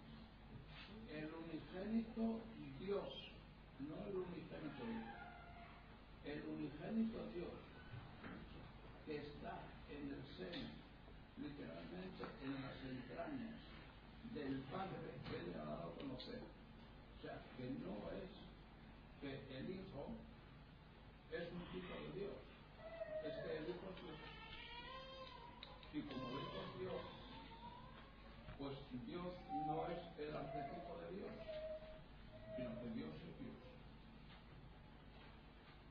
Y ese Dios que es Dios, en esta dimensión del verbo de Juan, ¿no? En esta dimensión del Hijo, en cuanto a Romanos 5 y 12, a que hacemos referencia ayer hablando del tipo y del arquetipo, sí que Adán, el primer hombre, es tipo del segundo Adán, o tipo de Cristo, que como hijo del hombre, pues es el arquetipo del primer Adán. Pero la resurrección de Cristo se produce, la resurrección del Cristo histórico, del Cristo que se hace pecado, del Cristo que muere, resucita porque es resurrección. O sea, lo primero es la resurrección y luego los que resucitan. Y el primer hombre que resucita en la historia de la salvación se llamaba Jesús de Nazaret. Y resucita resucita con el poder de Dios. Y en esa resurrección es hecho Señor y Cristo, y en esa resurrección como Jesús de Nazaret, es decir, como el Verbo siempre fue Señor y Cristo, como el Verbo siempre fue el Hijo de Dios, pero como personaje histórico Jesús de Nazaret, como personaje histórico Jesús de Nazaret llegó a ser Señor y Cristo y llegó a ser el Hijo de Dios por la resurrección, como claro en los textos que leíste en Romanos sobre todo, ¿no? Ahí no hay ninguna manipulación posible porque está más claro que en otros pasajes. Está claro. Y además, otra connotación. En hebreo, en los textos que leíste, que son muy buenos para hablar de la relación que tiene el Hijo respecto de Dios, ¿no? De Dios hablando muchas veces, pues habló el Hijo. ¿Por qué en lugar de por el Hijo se nos dice realmente lo que el escritor de los Hebreos dice en Hijo? ¿Por qué? Porque era Dios mismo. Y ese término hipóstasis, que significa varias cosas, que has explicado y has dicho muy bien lo que significa, hay una que es materia. Y la redención y la salvación no va fundamentalmente por la vía de la redención del espíritu y del alma, va por la redención de la materia. Hasta que no se redime la materia, no se completa la salvación. Y Dios, que es espíritu, se materializa, se humaniza en un personaje histórico que tiene un cuerpo que es materia, pero que tiene un cuerpo, el segundo Adán, sin pecado, hasta que llega un momento que ese cuerpo se desestructura porque se hace pecado por nosotros, ¿no? Y a ese cuerpo hecho pecado por nosotros, el Espíritu de Dios se levanta de entre los muertos. Y entonces el personaje histórico, Jesús de Nazaret, pasa a ser Señor, pasa a ser Cristo como personaje histórico, porque él podría decir: yo soy la resurrección y la vida, porque como Verbo de Dios, él era la resurrección de la vida. Pero como Jesús de Nazaret, él no era la resurrección de la vida. Él tuvo que llegar a ese momento de la resurrección. Por tanto, yo creo que es muy importante tener en cuenta una cosa que además en nuestra comunidad yo lo he repetido hasta la saciedad. Hasta la saciedad. Es decir, y se ha predicado sobre 1 Corintios 15 y otros predicadores de la Iglesia han dicho lo mismo. Primero la resurrección, y Cristo resucita porque hay resurrección de muertos, y si no hay resurrección de muertos, es lo primero Cristo no resucitó. O sea, no es una crítica, es sencillamente una aplicación de Sí, yo no estoy en contra de lo que tú dices. Me gustaría matizar si alguna cosa ha inducido a error. O me he expresado mal. O lo he inducido o lo he expresado mal. La resurrección de Cristo se produce porque Él es la resurrección. O sea, la resurrección existía desde antes que se produjera. Yo eso no lo pongo en causa. Lo que yo estaba poniendo en causa es que si eso es un argumento suficiente para que se nos aplique a nosotros la justicia. Y entonces creo que para que se aplique a nosotros la justicia era necesario que Cristo cumpliera la ley. Y es en base al cumplimiento de la ley de Cristo en lo que nos es aplicable la justicia. Y en base a eso es que a lo que podemos ser redimidos, porque podría haber existido la resurrección de muertos para perdición también. Pero al aplicarse la justicia podemos ser salvos y en ese sentido nos podemos identificar con Cristo. Por ahí lo quería enfocar, no que existiera la resurrección de Cristo porque o sea, no es porque no he dicho, o si lo he dicho así una rata, desde luego, que exista la resurrección porque Cristo resucitó. Ya existía la resurrección antes de que Cristo resucitara. Y después, con respecto a la idea del arquetipo, tampoco voy a pretender defenderlo porque entiendo que no es teología pura, es una conceptualización, aunque esa conceptualización no es baladí.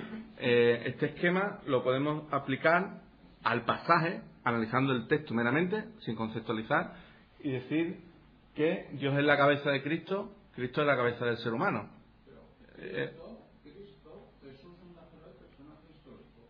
Dios es la cabeza de Cristo, Jesús de nosotros. Sí, claro, sí. Dios no es la cabeza de Cristo, el verbo.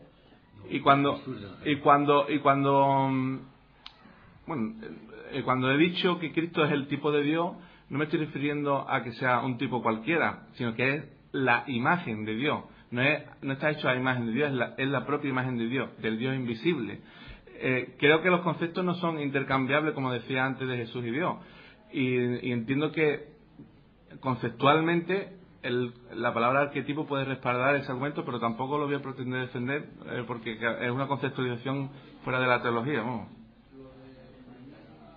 Lo de Juan 1:18, Dios nadie ve jamás. El unigénito y así. No. Eso no lo escribió Juan nunca. Los textos más antiguos de Juan dicen el unigénito Dios que está en el seno del Padre, o en el corazón de Dios. Es una manera de hablar, ¿no? Porque como lo que es Dios en su realidad más profunda y en su interioridad no lo conocemos nosotros, ¿no? Pues hablamos de la interioridad de Dios, hablamos del corazón de Dios, porque la Biblia también emplea semejanzas parecidas a él, ¿no? Entonces, si es el unigénito Dios que está en el seno del Padre, el que ha venido, el que nos lo ha dado a conocer, que literalmente es el que vino a hacer la exégesis o la explicación de Dios, entonces está claro que, aunque no hemos visto a Dios como Elohim, empezando por el nombre más antiguo que nos presenta la Biblia de Dios, en Génesis 1, en el principio Dios, en el principio Elohim creó los cielos y la tierra, ¿no? A ese Dios, o a ese Elohim, que significa uno en el que hay varios, y que yo personalmente sostengo desde hace 50 años que nadie está capacitado para decir cuántos varios hay en ese Dios, aunque se han dicho, se han hecho doctrinas y sistemas que yo respeto, el pensamiento de la gente. Para mí tienen que demostrarme cuántos varios hay en Dios con la Biblia abierta. No porque alguien dice, en Dios hay uno solo. Y hablamos de los unitarios en la historia de la Iglesia, ¿no? Y otros dicen, en Dios hay tres. Y hablamos de los trinitarios en la historia de la Iglesia. Y otros dijeron, en Dios hay dos. Y siendo creyentes los quemaron en una hoguera. O sea, ese Dios en el que hay varios, esa interioridad de Dios, solo Dios la conoce. Y Cristo la conocía en el sentido de que era el Hijo de Dios, de que era el Verbo, ¿no?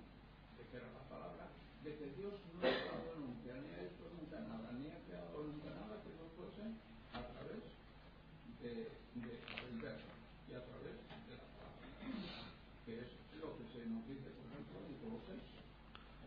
Colosenses que da la impresión de que al principio pues es como si él fuese el primer ser que Dios crea, y luego después se crea a los demás, cuando más adelante, y lo has leído, dice que él era en principio.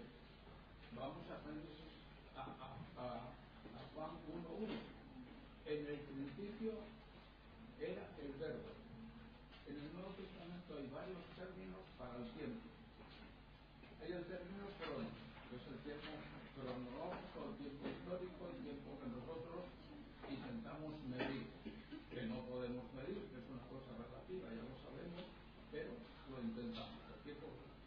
Hay el tiempo caidótico, que la traducción más afortunada es el momento oportuno que Dios escoge dentro de esa historia de la salvación.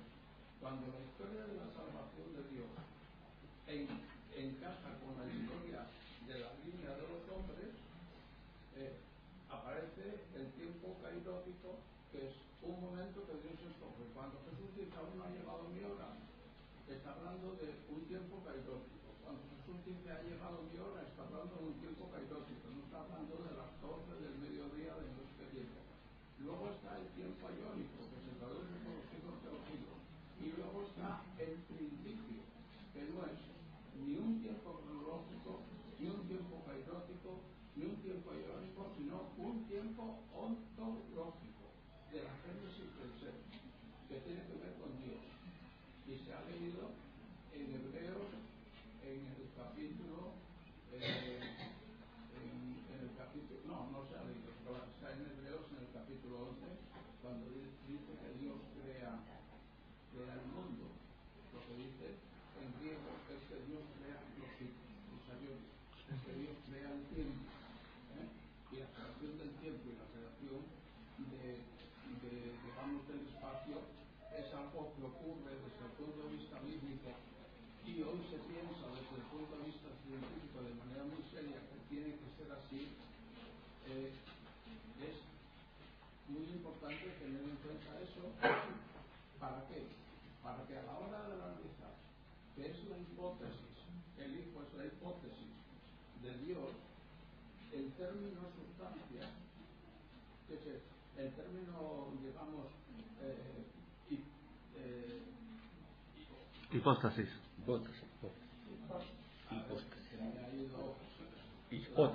El término hipóstasis, que entre otras cosas se traduce por sustancia, es que yo pienso, pero esto es una idea mía, no es para que nadie se la tenga que creer, que hay una materia, esta columna, nosotros la llamamos materia, ¿no? Es materia para nosotros, pero yo creo que hay una materia que no es la materia como nosotros la conocemos, que es una materia, por así decir, espiritualizada, neumatizada. Entonces, cuando decimos Dios no es materia, Dios es espíritu, Dios no es un hombre como nosotros y tiene un cuerpo como nosotros, tenemos que tener en cuenta que en la resurrección va a haber cuerpos resucitados, y esos cuerpos resucitados serán cuerpos neumatizados, y serán cuerpos que incluso se podrá, como el de Jesús, tocar, y eso como él dijo, ¿no? Pero la materia espiritualizada o la materia neumatizada nos habla de que no hay antagonismo ni discrepancias entre materia y espíritu en la revelación de Dios, sino entre espíritu y carne, que es otra cosa completamente distinta. Entre materia y espíritu yo no veo contradicción ninguna. Entre espíritu y carne en el sentido del hombre caído, ¿no? Del hombre desestructurado, ahí sí es donde creo yo que están las diferencias, pero son matizaciones mías, ¿no? Que nadie tiene por qué, pero que las hemos hecho en nuestra congregación muchas veces, y yo no la memoria, ¿no? Yo, doctor, le rogaría que fuese terminando porque hay más preguntas, ¿no? Entonces entramos en un diálogo y no puede ser. ¿Tienes algo que decir? No, que estamos a gusto aquí este fin de semana. Pues le damos paso a José Manuel González Sancho. ¿Hay alguien más que quiera preguntar algo?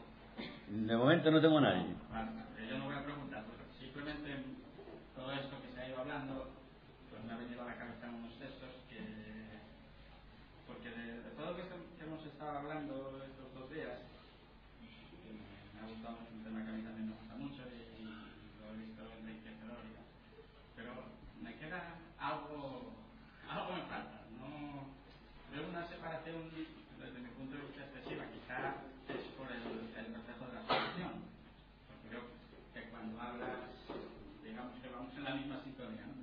Pero veo una separación demasiado estricta entre lo que tú llamas la línea de la eternidad y la línea histórica. En eso algo hay ahí que no me acaba de... Lo veo demasiado separado, me recuerda un poco a las teorías de las 2 naturalezas, pero como si se hubiesen resuelto al separar 2 líneas temporales. Y no me acaba de... Entonces creo que hay un texto que es bastante para la reflexión de todo esto que hemos estado hablando, para incluirlo, digamos, en este estudio, a ver si de alguna manera se puede encajar para quizá casar estas 2 cosas, que parece que viene un poco fuera de contexto, pero lo voy a leer entero, espero que no es muy largo, todos lo conocemos además, que es el discurso de Pablo en Atenas, y dice, varones atenienses,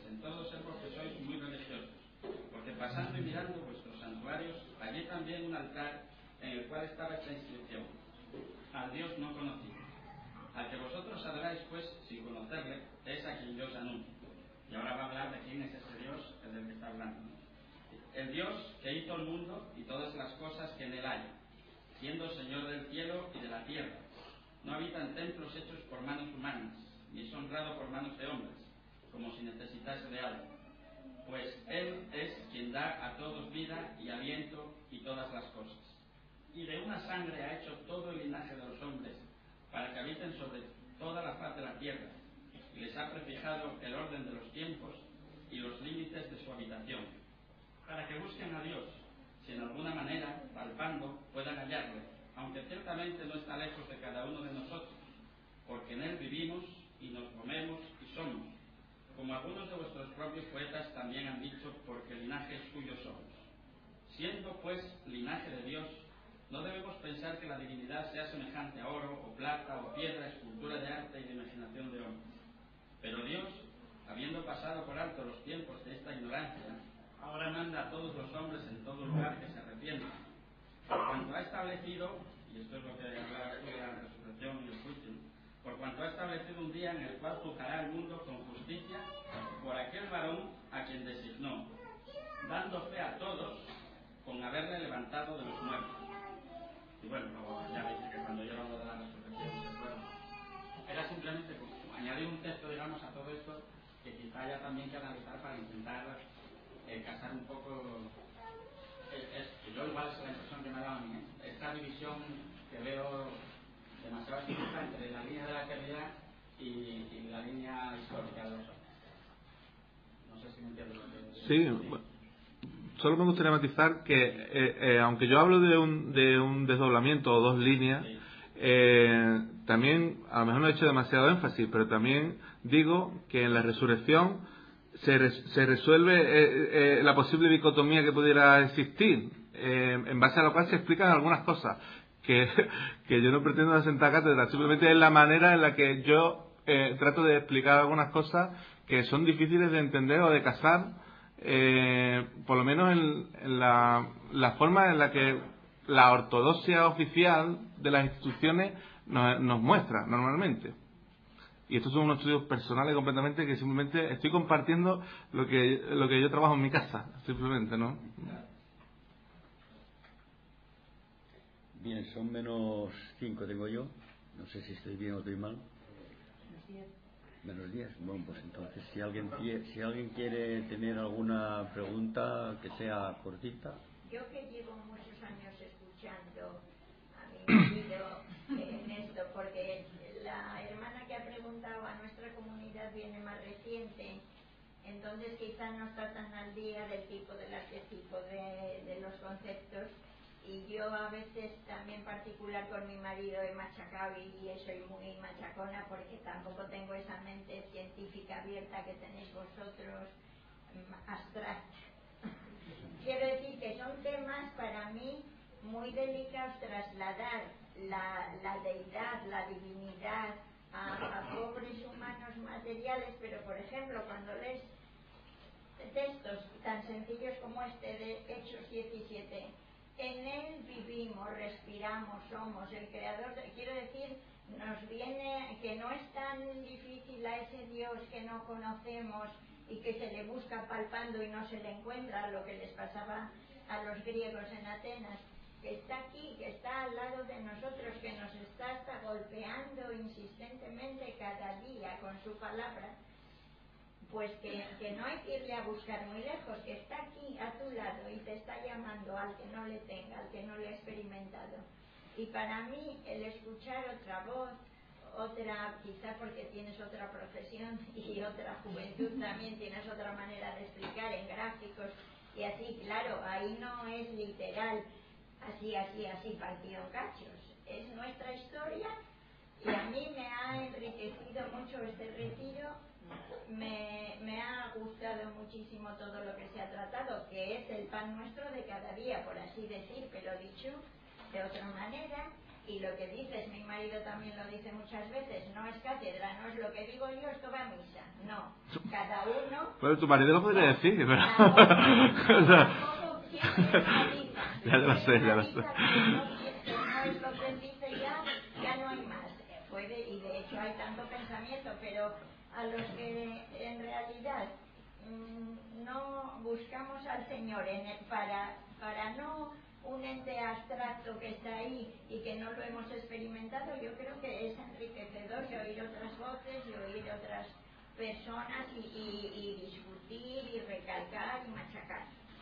Y muchas gracias a Dios por este retiro, en mi humilde opinión, y por vosotros y por conoceros y por todos los demás que han venido.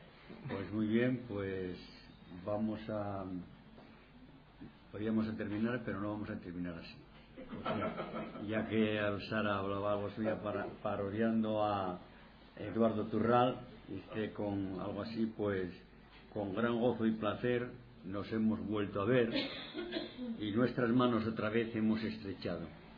Se contenta el corazón, ensachándose de amor, todos a una a Dios gracias damos.